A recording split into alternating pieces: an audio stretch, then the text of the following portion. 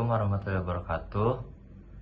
Sebelumnya, kami dari kelompok 5 akan mempresentasikan hasil diskusi kami mengenai obat-obat pada sistem kardiovaskular. Sebelumnya, kami berterima kasih kepada Ibu Apoteker Mira Febrina, Master of Science, selaku dosen pengampu mata kuliah Farmakologi 1.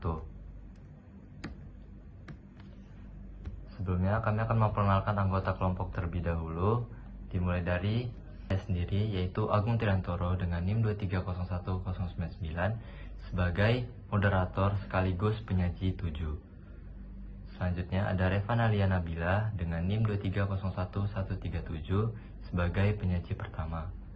Selanjutnya ada Almadia Hesi dengan NIM 2301101 sebagai penyaji kedua. Selanjutnya ada Kiki Tri Sulistiawati dengan NIM 2301125 sebagai penyaji ketiga. Selanjutnya ada Diva Leviana dengan NIM 2301112 sebagai penyaji keempat. Selanjutnya ada Dian Sapitri Matondang dengan NIM 2301110 sebagai penyaji kelima. Selanjutnya ada Rizky Maharani Puspita Dewi dengan NIM 2301139 sebagai penyaji keenam. Selanjutnya ada Resti Azalia Wilda dengan NIM 2301136 sebagai penyaji 8. Di sini saya akan menjelaskan mengenai materi pertama, yaitu konsep penggolongan obat, mekanisme kerja obat, indikasi obat, kontraindikasi obat, efek samping obat, dan contoh obat yang beredar untuk penyakit akut coronary syndrome atau ACS. Baiklah, materi pertama saya akan menjelaskan mengenai pengertian dari akut coronary syndrome atau ACS. Akut coronary syndrome atau ACS adalah istilah yang mencakup berbagai kondisi yang berhubungan dengan penurunan aliran darah ke jantung yang dapat mengakibatkan serangan jantung atau angina. ACS biasanya dikategorikan menjadi dua tipe utama, yaitu yang pertama ada ST elevation myocardial infarction atau STEMI, STEMI, dan yang kedua ada non-ST elevation myocardial infarction atau NSTEMI, non-STEMI, dan unstable angina. Selanjutnya kita akan membahas mengenai penggolongan obat. Obat-obat yang digunakan dalam pengelolaan ACS dapat dibagi menjadi beberapa kategori. Yang pertama itu ada antiplatelet. Contoh obatnya seperti aspirin, clopidogrel. Yang kedua, golongan kedua ada antikoagulan. Contohnya itu heparin dan enoxaparin. Yang ketiga ada beta blockers. Contohnya ada metoprolol, atenolol. Yang keempat ada ACE inhibitors. Contoh obatnya itu ada enalapril dan lisinopril. Yang kelima golongan statin. Itu contohnya atorvastatin dan rosuvastatin. Yang keenam ada nitrates. Contohnya itu ada nitrogliserin. Selanjutnya kita akan membahas mengenai mekanisme kerja obat. Yang pertama itu pada golongan antiplatelet itu menghambat agregasi platelet untuk mencegah pembentukan bekuan darah. Pada golongan antikoagulan itu mengurangi kemampuan darah untuk membeku sehingga mencegah pembentukan trombus lebih lanjut. Selanjutnya ada pada golongan beta blockers itu mengurangi beban kerja jantung dengan menurunkan denyut jantung dan tekanan darah. Pada golongan ACE inhibitors itu menghambat konversi angiotensin 1 menjadi angiotensin 2 yang mengurangi vasokonstriksi dan menurunkan tekanan darah. Selanjutnya, golongan statins itu mengurangi kadar kolesterol LDL dan meningkatkan stabilitas plak aterosklerotik. Lanjut, pada golongan nitrates itu mengendurkan otot polos vaskular sehingga meningkatkan aliran darah ke jantung dan mengurangi beban jantung. Selanjutnya kita akan membahas mengenai indikasi obat. Pada golongan antiplatelet dan antikoagulan itu digunakan untuk mengurangi risiko trombosis pada pasien ACS. Yang kedua, pada golongan beta blockers itu untuk mengurangi risiko kematian setelah infark miokard. Yang ketiga itu untuk golongan ACE inhibitors itu untuk mencegah disfungsi ventrikel kiri dan menurunkan risiko gagal jantung. Yang keempat, pada golongan statins itu untuk manajemen dislipidemia dan stabilisasi plak aterosklerotik. Yang terakhir itu untuk golongan nitrates, itu untuk mengatasi nyeri dada akibat angina. Selanjutnya, kita akan membahas mengenai kontraindikasi obat. Pada golongan antiplatelet, itu tidak boleh digunakan pada orang dengan riwayat pendarahan aktif dan gangguan pendarahan. Selanjutnya, pada golongan antikoagulan, itu tidak boleh digunakan pada orang dengan pendarahan aktif dan juga gangguan ginjal berat. Pada golongan beta blockers, itu tidak boleh digunakan pada orang dengan asma berat dan bradikardia. Selanjutnya, pada golongan ACE inhibitors itu tidak boleh digunakan pada orang stenosis art ginjal bilateral dan angioedema sebelumnya. Selanjutnya, pada golongan statins itu tidak boleh digunakan pada orang dengan penyakit hati aktif dan juga pada kehamilan.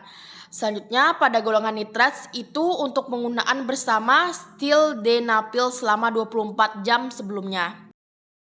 Dan yang terakhir dari akut coronary syndrome, kita akan membahas mengenai efek samping obat. Yang pertama itu pada golongan antiplatelet, itu dapat menyebabkan pendarahan gastrointestinal reaksi alergi. Selanjutnya pada golongan antikoagulan itu dapat menyebabkan pendarahan dan hematoma. Lalu pada golongan beta blockers itu dapat menyebabkan kelelahan, hipotensi, bradikardia.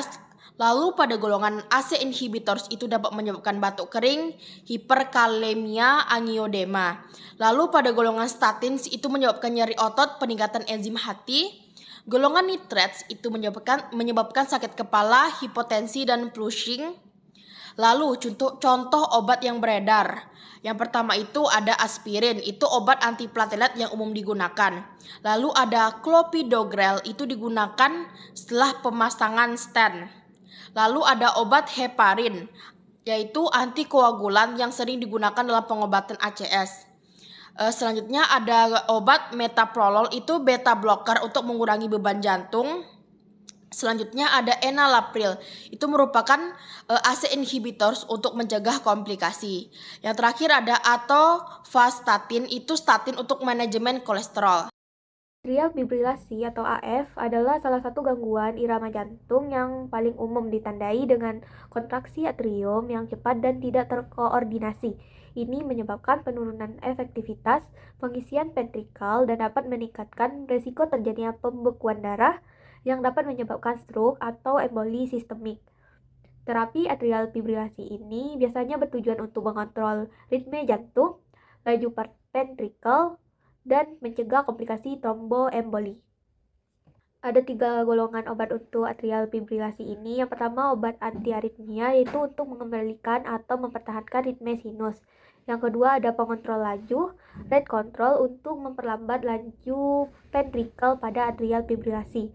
Yang ketiga ada antikoagulan, yaitu untuk mencegah pembentukan trombus atau pembekuan darah yang bisa menyebabkan stroke. Selanjutnya mekanisme obat. Yang pertama pada golongan antiaritmia terdiri dari beberapa kelas, yaitu kelas 1, kelas 2, kelas 3, dan kelas 4. Pada kelas 1, mekanismenya menghambat ion natrium pada fase depolarisasi, memperlambat laju konduksi di serabut otot jantung. Contoh obatnya ada flecainide dan propapenon. Pada kelas 2, itu menurunkan aktivitas simpatis dengan memblokir reseptor beta adrenergic yang mengurangi eksitabilitas jantung dan laju detak jantung. Contoh obatnya itu ada bisoprolol dan metoprolol. Pada kelas 3, mekanismenya memperpanjang repolarisasi dan meningkatkan periode refrakter yang mencegah aritmia dengan menghambat impuls listrik yang abnormal. Contohnya itu ada amiodaron dan dronedaron. Pada kelas 4, mekanismenya mengurangi laju konduksi di nodus atrioventrikular, memperlambat laju ventrikel. Contoh obatnya itu ada verapamil dan diltiazem. Yang kedua, pengontrol laju, mekanismenya itu beta blocker dan calcium channel blocker, memperlambat laju ventrikel dengan mengurangi respon ventrikel terhadap impuls listrik yang cepat dari atrium. Digitalis atau digoxin itu untuk memperkuat pengaruh sistem saraf parasimpatis pada nodus AP yang memperlambat konduksi dan laju ventrikel. Yang ketiga ada antikoagulan, mekanismenya itu mencegah pembentukan pembekuan darah dengan menghambat berbagai jalur dalam proses pembekuan darah. Contoh obatnya itu ada warfarin, dabigatran, rivaroxaban, apisaban. Selanjutnya, indikasi dan kontraindikasi obat. Yang pertama ada antiaritmia digunakan untuk mengembalikan atau mempertahankan ritme sinus pada pasien dengan AF paroksimal atau AF resisten. Kontranya itu pada obat amiodaron, kontraindikasi pada pasien dengan penyakit paru karena risiko terjadinya fibrosis paru. Selain itu, kontranya ada disfungsi tiroid dan gangguan pada hati. Efek sampingnya pada obat amiodaron dapat menyebabkan fibrosis paru, disfungsi tiroid, hepatotoksisitas, dan fotosensitivitas. Sedangkan efek samping pada beta blocker dapat terjadi bradykardia, hipotensi, kelelahan, depresi, dan gangguan tidur. Yang kedua ada pengontrol laju, digunakan pada pasien AF dengan ritme yang sulit dikendalikan, terutama pada atrial fibrilasi permanen untuk mengontrol laju ventrikel dan mengurangi gejala seperti valvitasi dan kelelahan. Pada dikoksin, kontraindikasi pada pasien dengan blok jantung atau brakardia berat. Samping dari dikoksin ini dapat menyebabkan toksisitas digitalis seperti mual, muntah, gangguan penglihatan, dan aritmia. Yang ketiga ada antikoagulan diindikasikan untuk pasien atrial fibrilasi dengan risiko stroke tinggi berdasarkan skor CH2-DS2 TASC. Antikoagulan ini digunakan untuk mencegah pembentukan pembekuan darah yang bisa menyebabkan stroke. Kontranya pada warfarin, kontraindikasi pada pasien dengan pendarahan aktif, gangguan fungsi hati berat, atau hipertensi yang tidak terkontrol. Selanjutnya pada NOACS terdiri dari dabigatran, rivaroxaban, afisaban, kontraindikasi pada pasien insufisiensi ginjal berat karena eliminasi obat ini tergantung pada fungsi ginjalnya. Efek samping pada obat warfarin risiko pendarahan serius, terutama bila terjadi interaksi dengan makanan tinggi, vitamin K atau obat-obatan lain. Sedangkan efek samping pada NOACS, risiko pendarahan gastrointestinal, anemia, dan hematoma. Selanjutnya yaitu shock, di mana konsep shock ini adalah kondisi kritis di mana aliran darah ke organ-organ vital tidak mencukupi untuk memenuhi kebutuhan oksigen dan nutrisi. Ini dapat menyebabkan kerusakan organ dan bahkan kematian jika tidak disegera tangani.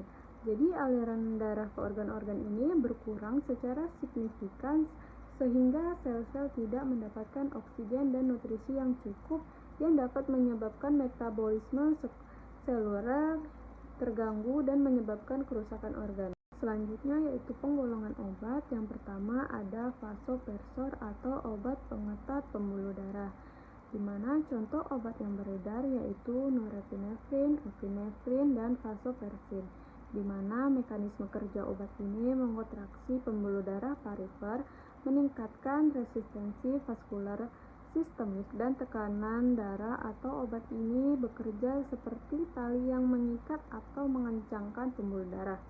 Hal ini dapat membuat pembuluh darah menyempit sehingga tekanan darah naik dan bisa mengalir ke organ-organ penting. Yang C itu ada indikasi, di mana yang pertama saat tekanan darah rendah karena infeksi parah atau shock septik. Yang kedua, ketika tubuh kehilangan banyak cairan dan pemberian cairan saja itu tidak cukup. Yang ketiga, shock hipovolemik yang tidak responsif terhadap resusitasi cairan. Yang D ada kontraindikasi. Yang pertama itu hipertensi berat, kedua tachyarrhythmia tidak terkontrol, yang ketiga phekoromocitoma untuk beberapa vasopresor. Yang E itu ada efek samping. Yang pertama yaitu aritma jantung, yang kedua iskemia jaringan perifer, yang ketiga nekrosis jaringan jika terjadi ekstravasasi, dan yang terakhir itu hipertensi berlebihan. Yang kedua yaitu inotropik atau obat penguat jantung, di mana contoh obat yang beredar yaitu dobutamin, milrinone, dan digoxin, di mana mekanisme kerja obat ini meningkatkan kontraksi jantung, meningkatkan curah jantung, dan perfusi jaringan. Obat-obat ini seperti memberi energi untuk jantung. Mereka membuat jantung berdetak lebih kuat sehingga bisa memompa lebih banyak darah ke seluruh tubuh. Yang C itu indikasi. Yang pertama ada shock kardiogenik, yang kedua gagal jantung akut, dan ketiga shock septik dengan disfungsi miokard. Yang D itu ada kontraindikasi. Yang pertama pada orang dengan masalah pada katup jantung tertentu, dan yang kedua pada orang dengan jantung yang sudah terlalu tebal. Yang E itu adalah efek samping. Yang pertama ada detak jantung bisa terjadi terlalu cepat.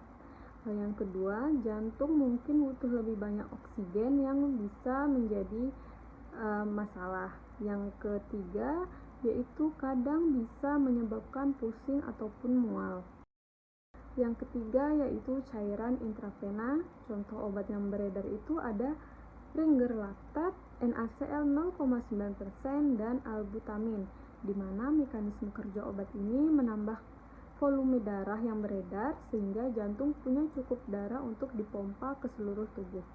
Selanjutnya yang C itu ada indikasi. Yang pertama shock hipovolemik, yang kedua tahap awal shock septis, yang ketiga terapi pendukung pada jenis shock lainnya. Yang D ada kontraindikasi. Yang pertama pada orang dengan masalah jantung yang membuat cairan mudah menumpuk di paru-paru. Yang kedua pada orang dengan masalah ginjal berat. Yang E yaitu efek samping. Yang pertama ada overload cairan, edema parifer, edema paru. Yang kedua ada gangguan elektrolit. Yang ketiga reaksi alergi terutama untuk kaloid. Yang keempat ada gangguan koagulasi untuk beberapa jenis kaloid. Yang keempat ada kortikosteroid atau anti peradangan, di mana contoh obat yang beredar yaitu hidrokortison, metilprednisolon, dan dexamethasone, di mana mekanisme kerja obat ini untuk mengurangi peradangan dan membantu menenangkan sistem kekebalan tubuh yang terlalu aktif dan membuat pembuluh darah lebih stabil. Yang C ada indikasi. Yang pertama pada shock karena infeksi parah yang tidak dapat membaik dengan obat lainnya. Yang kedua pada shock karena reaksi alergi yang sangat parah. Yang D itu adalah kontraindikasi. Yang pertama di mana infeksi sistemik tidak terkontrol kecuali spesies. Yang kedua yaitu hipersensitivasi terhadap komponen obat. Yang E yaitu efek samping, di mana yang pertama itu bisa menaikkan gula darah, yang kedua imunosupresi dan peningkatan resiko infeksi, yang ketiga ulkus lambung, yang keempat osteorosit pada gangguan jangka panjang, yang kelima itu gangguan penyembuhan luka, keenam itu bisa melemahkan sistem kekebalan tubuh untuk sementara, dan yang ketujuh adalah gangguan elektrolit. Baiklah, di sini saya akan menyampaikan mengenai penggolongan obat untuk penyakit stroke. Stroke adalah sindrom klinis yang ditandai oleh disfungsi cerebral vokal atau global yang berlangsung selama 24 jam atau lebih, yang dapat menyebabkan disabilitas atau bahkan dapat menyebabkan kematian. Stroke sendiri disebabkan oleh pendarahan spontan atau suplai darah yang tidak kuat pada jaringan otak. Berdasarkan penyebabnya, stroke dibagi menjadi dua. Yang pertama itu stroke iskemik atau penyumbatan, merupakan disfungsi neurologis yang disebabkan oleh infak vokal cerebral, spinal maupun retinal. Stroke iskemik ditandai dengan hilangnya sirkulasi darah secara tiba-tiba pada suatu area otak dan secara klinis menyebabkan hilangnya fungsi neurologis dari area tersebut. Yang kedua itu stroke hemoragik atau pendarahan, disebabkan karena adanya pendarahan di bagian otak dalam yang salah satunya disebabkan oleh hipertensi yang tidak terkontrol. Selain itu, penyebab dari stroke hemoragik ini adanya gangguan pembekuan darah, tumor, leukemia, serta dipengaruhi oleh umur, jenis kelamin, suku, dan faktor genetik. Selanjutnya, penggolongan obat stroke. Golongan yang pertama yaitu golongan fibrinolitik. Indikasi dari obat ini digunakan sebagai terapi perfusi untuk mengembalikan perfusi darah yang terhambat pada serangan stroke akut. Kontraindikasinya pada pasien yang menggunakan terapi ini diusahakan untuk menghindari penggunaan bersama obat antikoagulan dan antiplatelet dalam 24 jam pertama setelah terapi untuk menghindari resiko pendarahan. Mekanisme kerja obat ini bekerja memecahkan trombos dengan mengaktifasi plasminogen yang terikat pada fibrin. Efek sampingnya yaitu sering terjadi resiko pendarahan seperti pada intrakranial atau saluran cerna angioedema. Contoh obat yang beredar di pasaran yaitu Altaplase. Yang selanjutnya itu golongan antiplatelet. Indikasi dari obat ini digunakan untuk mencegah terjadinya agregasi trombos pada arteri. Antiplatelet sering digunakan pada pasien stroke iskemik untuk mencegah serangan berulang. Kontraindikasi dari golongan ini penggunaannya tidak disarankan 24 jam setelah terapi fibrinolitik. Mekanisme kerjanya yaitu dengan cara menghambat sintesis tromboksan A2 dengan asetilasi irreversible enzim siklooksigenase. Prostaglandin tromboksan A2 merupakan produk arkodionat yang melepaskan butiran dan agregat. Efek sampingnya itu mual, muntah, gatal-gatal atau ruam kulit, sakit kepala, diare atau buang air kecil berdarah. Contoh obat yang beredar yaitu aspirin. Selanjutnya golongan neuroprotektan. Indikasi dari obat neuroprotektan ini merupakan salah satu terapi yang ditujukan untuk mengurangi terjadinya kerusakan sel karena terhambatnya aliran darah yang memasok oksigen. Kontraindikasinya yaitu penderita pendarahan cerebral. Mekanisme kerjanya bekerja sebagai agen saraf yang dapat mengurangi cedera otak, iskemik, dan mengurangi metabolisme otak atau mengganggu mekanisme sitoksin yang dipicu oleh iskemia. Obat ini dapat meningkatkan deformabilitas eritrosit, maka akan mempermudah aliran darah lewat dan dapat memperbaiki saraf. Efek samping dari obat ini yaitu cemas, gangguan tidur, dan tremor. Contoh obat yang beredar yaitu piracetam. Selanjutnya golongan antihiperlipidemia. Indikasi dari obat ini dapat menurunkan kolesterol atau meningkatkan konsentrasi makromolekul lipoprotein yang membawa lipid dalam plasma. Kontraindikasinya penggunaan bersama dengan inhibitor CYP3A4 yang kuat seperti anti-jamur, antibiotik, makrolida, obat antivirus. Penggunaan bersamaan dengan siklosporin, danazol atau gemfibrozil. Gagal hati akut atau sirosis dekompensasi. Mekanisme kerja dari obat ini bekerja dengan cara menurunkan kolesterol total dan LDL serta memiliki efek neuroprotektan. Statin bekerja dengan cara menghambat enzim HMG-CoA reduktase yang terlibat dalam produksi kolesterol di hati. Efek sampingnya yaitu mual, muntah, mengantuk, pusing, kram perut atau sakit perut, sakit kepala, kembung. Contoh obatnya yaitu simvastatin. Baik, di sini saya akan menjelaskan mengenai heart failure atau gagal jantung. Gagal jantung terjadi bila jantung tidak dapat lagi memompa darah yang cukup untuk memenuhi kebutuhan metabolik tubuh. Seperti setiap pompa mekanis, gagal jantung terjadi bila jantung bekerja terlalu keras untuk waktu yang lama. Penyebab dasar gagal jantung antara lain adalah penyakit jantung, arteriosklerosis, penyakit hipertensi, dan penyakit katup jantung. Obat jantung atau kardiaka adalah obat yang secara langsung dapat memulihkan fungsi otot jantung yang terganggu ke keadaan normal. Secara sederhana, jantung adalah sebuah pompa yang memompakan darah melalui sistem pembuluh darah yang mempunyai kapasitas volume yang terbatas.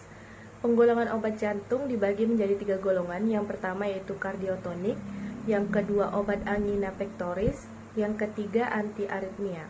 Yang pertama, kardiotonik. Golongan kardiotonik berupa glikosida jantung yang berkhasiat mempertinggi kontraktilitas jantung hingga curah jantungnya atau volume atau menit bertambah, sedangkan denyutnya dikurangi, yaitu efek chronotrof negatif. Berikut adalah obat yang termasuk ke dalam golongan kardiotonik. Yang pertama, digitalis folium atau daun digitalis. Merupakan preparat galenika berupa tinktur digitalis yang diperoleh dari digitalis purpurea dan digitalis lanata. Digitalis purpurea mengandung digitoksin, gitoksin, dan gitalin. Sedangkan digitalis lanata mengandung lanatosida A, lanatosida B, dan lanatosida C. Pada terapi dengan digitalis dikenal dua jenis dosis, yaitu dosis digitalis selama 1-6 hari pertama dan dosis pemeliharaan. Dosis ini sangat individual tergantung pada kepekaan seseorang terhadap glikosida jantung. Yang kedua ada digoxin. Zat ini mulai bekerja setelah 2-4 jam dan bertahan sampai 3 hari. Umumnya diberikan per oral. Dalam hati, zat ini mengalami biotransformasi menjadi metabolit inaktif yang dikeluarkan oleh ginjal. Kinidin dapat memperlambat eliminasi digoxin sehingga dosisnya perlu dikurangi sampai setengahnya bila kedua obat ini digunakan secara bersamaan. Yang ketiga, digitoksin. Zat ini terutama digunakan pada terapi menahun dari dekompensasi. Mulai kerjanya setelah 1 jam dan bertahan 2-3 minggu. Oleh karena itu, bahaya akumulasinya lebih besar.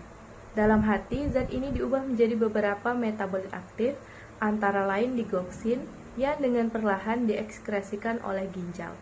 Di samping itu, zat ini juga mengalami siklus enterohepatik yang lebih besar daripada digoxin. Yang keempat, kuabain. Glikosida ini diperoleh dari biji tumbuhan Strophanthus gratus. Mulai bekerjanya jika diberikan secara injeksi intravena adalah lebih kurang 5 menit dan bertahan lebih kurang 24 jam. Zat ini tidak mengalami biotransformasi dan dikeluarkan dalam keadaan utuh oleh ginjal. Selain itu, zat ini juga tidak mengalami siklus enterohepatik sehingga kemungkinan terakumulasinya kecil.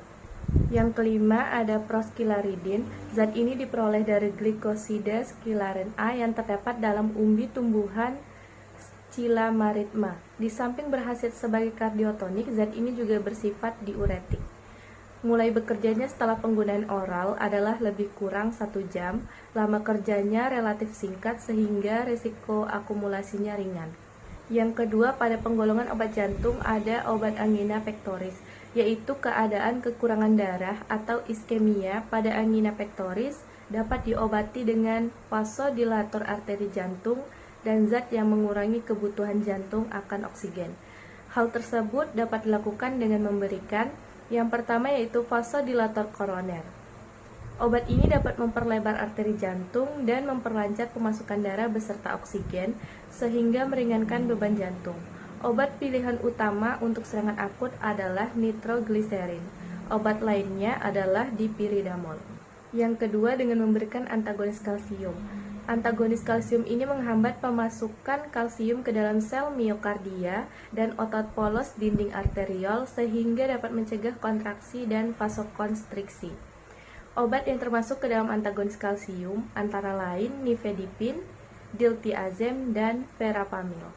Juga ada beta blockers atau penyikat beta. Perangsangan reseptor B1 di jantung berefek introf negatif dan efek kronotrof positif, yaitu mengurangi daya dan frekuensi kontraksi jantung, serta memperlambat penyaluran impuls pada nosus AF.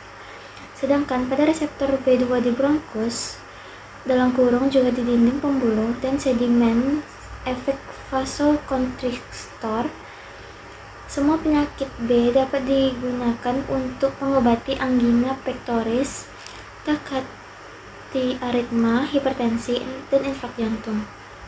Yang tergolong ke dalam obat ini antara lain propanolol, acebutolol, metoprolol, nadolol, bisoprolol, pindodolol, labetalol, sarfedilol, dan fenefibolol. Efek samping dari obat golongan ini adalah dekompresi jantung akibat bradikardia dengan gejala sesak napas, bronkokontriksi dengan gejala sesak napas dan serangan sirkupa asma. Yang ketiga ada perasaan dingin pada jari kaki dan tangan dan terasa lemah akibat kurangnya sirkulasi perifer dan oksigen di otot. Terus ada hipoglikemia dan efek sentral seperti gangguan tidur dengan mimpi ganjil, lesu, bahkan depresi dan halusinasi, gangguan lambung dan usus seperti mual, muntah, diare, dan penurunan HDL. Yang C ada antiaritmia, merupakan obat yang dapat menormalisasi frekuensi dan ritme jantung, di samping menurunkan frekuensi denyutan jantung atau efek konotrof negatif. Umumnya obat ini juga mengurangi daya kontraksi jantung. Berdasarkan mekanisme kerjanya, pengobatan aritma dibagi menjadi 4 golongan, yaitu yang pertama ada zat dengan daya anestesik lokal, disebut juga efek kinidin atau efek stabilisasi membran. Terus zat ini mengurangi kepekaan membran sel-sel jantung terhadap rangsangan dengan jalan menghambat pemasukan ion natrium di membran dan memperlambat depolarisasinya. Hal ini mengakibatkan ritme dan frekuensi jantung menjadi normal. Yang termasuk ke dalam zat ini adalah kelompok kinidin dan lidokain. Terus yang kedua ada zat perintang reseptor beta adrenergik atau penyekat beta yang mengurangi aktivitas saraf adrenergik di otot, jantung, sehingga frekuensi dan daya kontraksi jantung menurun. Contohnya timolol dan propanolol. Terus yang ketiga ada zat yang memperpanjang masa refrakter dengan jalan memperpanjang aksi potensial, contohnya itu amiodaron dan sotalol. Terus yang keempat ada antagonis kalsium, contohnya ada verapamil, nifedipin, dan diltiazem. Terus ada obat-obat kardika, itu contoh-contoh obat yang beredarnya. Yang pertama ada digoxin, indikasinya tuh payah jantung kronik, payah jantung akut, payah jantung pada lansia tanpa gangguan ginjal, jantung pada anak-anak aritma. Terus kontraindikasinya tuh ada bradikardia, pasien dengan suntikan kalium, efek sampingnya dosis berlebihan berakibat anoreksia, mual, muntah, disorientasi, ataksia, urtikaria. Yang kedua ada propanolol, indikasinya ada angina pectoris, takiaritma, hipertensi, infark jantung. Terus kontraindikasinya ada asma dan hipotensi. Terus untuk efek samping, gangguan pada saluran cerna, kelemahan otot, dan lelah. Yang ketiga ada acebutolol, indikasi ada angina pectoris, hipertensi, mengontrol aritma. Kontraindikasi shock kardiogenik, asma bronkial, obstruksi paru, dan bradikardia. Terus untuk efek samping ada bradikardia, ekstremitas dingin, mata kering, ruam, bronkospasme, mialgia. Keempat tuh ada obat verapamil, indikasinya angina pectoris dan hipertensi. Terus untuk kontraindikasi ada hipotensi, bradikardia, gagal jantung akut, wanita hamil dan menyusui. Untuk efek samping ada konstipasi, hipotensi, pusing, sakit kepala, kemerahan pada wajah, ruam kulit, dan gangguan lambung. Terus yang kelima ada obat nifedipin, indikasinya adalah untuk profilaksi dan terapi angina pectoris. Kontraindikasi hipotensi, glaukoma, anemia. Dan untuk efek samping ada edema pada mata kaki pada dosis awal yang terlalu tinggi dapat menyebabkan hipotensi, menyebabkan serangan angina dan kadang-kadang infark. Interaksi obat ada efek hipotensi diperkuat dengan adanya alkohol, antihipertensi, antidepresan, dan narkotik.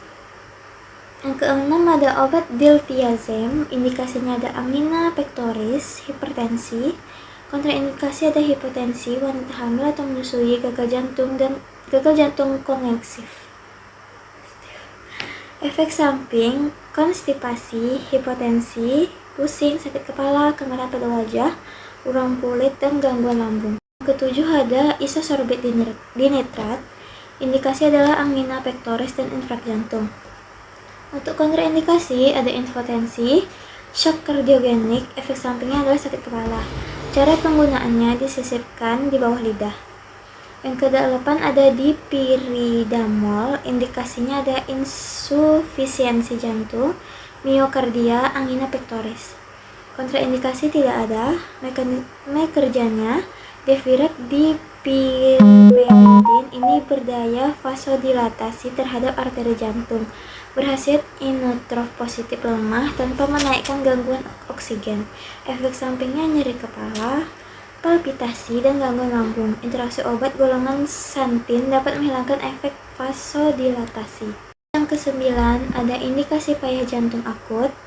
Penunjang pada pengobatan dengan diuretik, kontraindikasinya pheochromocytoma dan hipertrofi vertikal kiri. Efek sampingnya ada mual, muntah, dan aritmia. Terus yang terakhir ada obat nitrogliserin. Indikasinya mengontrol hipertensi sebelum, selama, dan setelah operasi. Gagal jantung kongesif yang berhubungan dengan infark miokardium, mengontrol hipotensi, efek pada pembentukan secara sublingual secara cepat lebih kurang setelah 1-3 menit. Terus ada kontraindikasi, ada hipotensi, indiosikasi, anemia, dan hipoksemia arteri. Efek sampingnya ada perasaan nyeri di kepala dan takardia ringan. Pada dosis yang besar, jantung berdebar, pusing, penglihatan buram, lalu menjadi pucat. Jika efek ini terjadi, pasien harus mengeluarkan sisa tablet dari mulut dan segera berbaring. Interaksi obatnya ada efek hipotensi ditingkatkan oleh alkohol, penyekat beta dan antihipertensi, meningkatkan efek antihistamin dan antikolinergik. Baik, selanjutnya ada hiperfosfatemia. Apa sih hiperfosfatemia itu? Adalah kondisi medis di mana kadar fosfat dalam darah lebih tinggi dari normal. Ada banyak mineral dalam tubuh yang berfungsi membantu melancarkan proses metabolisme. Salah satunya adalah fosfor atau disebut juga fosfat. Nah, fosfat adalah mineral penting yang dibutuhkan tubuh untuk berbagai fungsi, termasuk dalam pembentukan tulang dan produksi energi.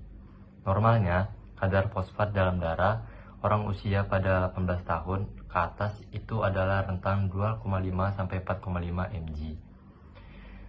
Sama seperti kadar zat dan mineral lainnya, kadar fosfat dalam darah idealnya harus selalu dalam batas wajar, tidak boleh lebih sedikit ataupun berlebihan. Untuk penggolongan obatnya, yang pertama, pengikat fosfat berbasis kalsium, kalsium asetat, dan kalsium karbonat. Pengikat fosfat di saluran cerna bereaksi dengan fosfat dalam makanan, membentuk senyawa kalsium fosfat yang tidak larut. Untuk pencegahan penyerapan fosfat, kalsium fosfat tidak diserap tubuh, sehingga fosfat dibuang melalui feses. Penurunan kadar fosfat dalam darah, mengurangi kadar fosfat dalam darah untuk mencegah komplikasi. Pengikat fosfat non-kalsium atau non-logam atau sevelamer. Interaksi ion gugus amina pada sevelamer berikatan dengan ion fosfat di usus, mencegah penyerapan fosfat. Pengikatan fosfat mengurangi kadar fosfat serum dengan mencegah penyerapan fosfat dari makanan. Untuk penggolongan obat yang ketiga, pengikat fosfat berbasis logam atau latanum karbonat dan aluminium hidroksida. Untuk poin yang pertama yaitu latinum karbonat, yaitu mengikat fosfat di saluran cerna, membentuk kompleks tidak larut yang diekskresikan. Lalu yang kedua, aluminium hidroksida, membentuk senyawa kompleks dengan fosfat, mencegah penyerapan ke dalam darah. Lalu untuk penggolongan obat yang keempat, pengikat fosfat berbasis magnesium atau magnesium karbonat. Poin pertama, pengikat fosfat, mengikat fosfat dalam makanan, membentuk senyawa tidak larut yang dibuang melalui feses. Untuk pencegahan penyerapan fosfat, membantu menurunkan kadar fosfat dalam darah dengan mencegah penyerapannya. Untuk indikasi obatnya, yang pertama itu ada kalsium asetat dan kalsium karbonat, mengurangi kadar fosfat dalam darah pada pasien dengan penyakit ginjal kronis. Untuk sevelamer, mengurangi kadar fosfat pada pasien penyakit ginjal kronis yang menjalani hemodiliasis atau peritoneal dialisis. Baiklah, selanjutnya saya akan menjelaskan tentang penyakit hiperkalemia. Jadi, hiperkalemia adalah gangguan kesehatan yang ditandai dengan meningkatnya kadar kalium dalam darah hingga melebihi angka normal. Normalnya, kadar kalium pada darah yaitu 3,5 sampai 5,1 milimol per liter.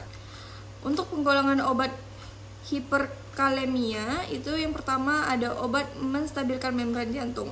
Contohnya kalsium glukonat.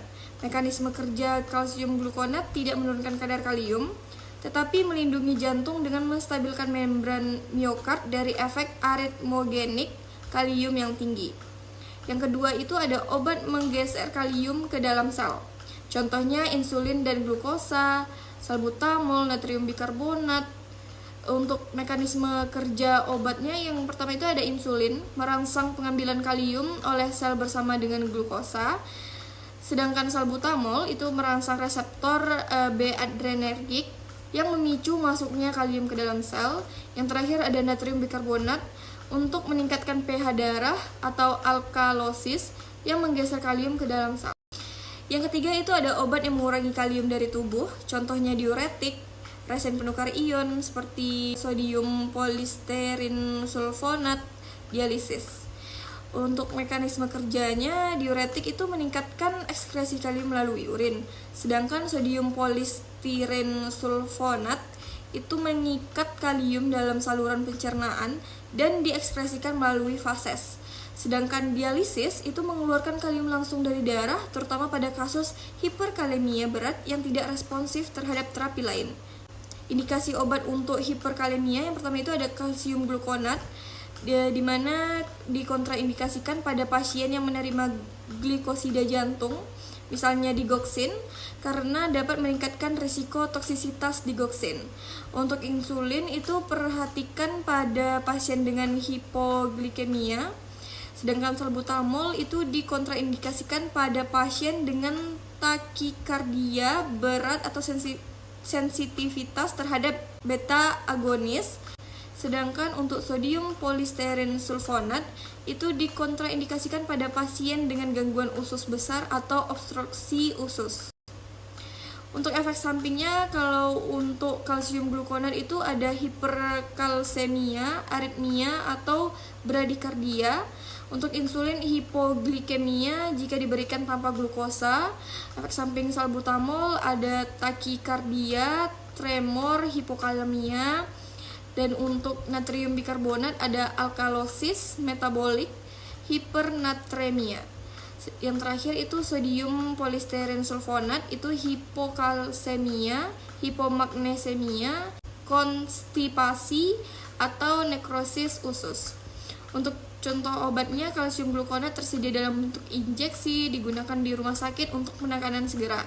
Yang kedua itu ada insulin reguler, digunakan bersama dengan glukosa untuk menggeser kalium ke dalam sel. Yang ketiga itu ada salbutamol ventolin, diberikan dalam bentuk inhalasi atau nebulizer. Yang keempat ada furosemid, diuretik lob yang digunakan untuk meningkatkan ekskresi kalium. Yang kelima ada sodium polisterin sulfonat, digunakan dalam bentuk oral atau enema untuk mengurangi kalium. Sekian, terima kasih.